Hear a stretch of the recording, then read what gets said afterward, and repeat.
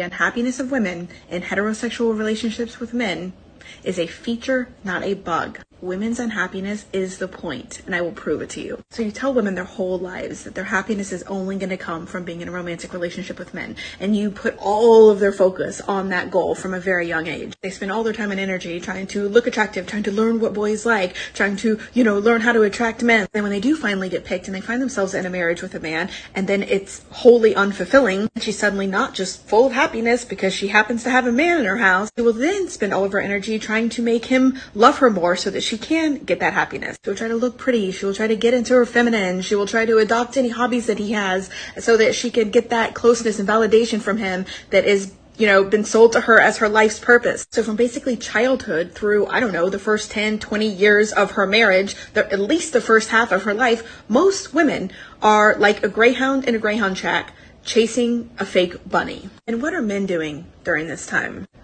They're out in the world doing stuff. They're developing themselves. They're educating themselves. They're chasing their careers. They're acquiring power. Because anytime women are allowed to actually compete with men, we outperform them. We've all seen the studies showing that you're more likely to have better health outcomes and you're more likely to live if you have a female surgeon versus a male. We all know the studies that show that the more women that a corporation puts on its board, the better that corporation performs. We all remember that in 2020, during the height of COVID, all of the countries led by women greatly outperformed the countries led by men. Single women now own more homes than single men. Women are eclipsing men in every level of education right now. So the reason they sent us off on this fantasy quest to find our personhood via the romantic love and validation of another person was because only by distracting us to that degree could they actually compete with us. It's the only way that patriarchy could keep its grip on power. Because even the greatest romantic relationship that exists on this earth is not going to provide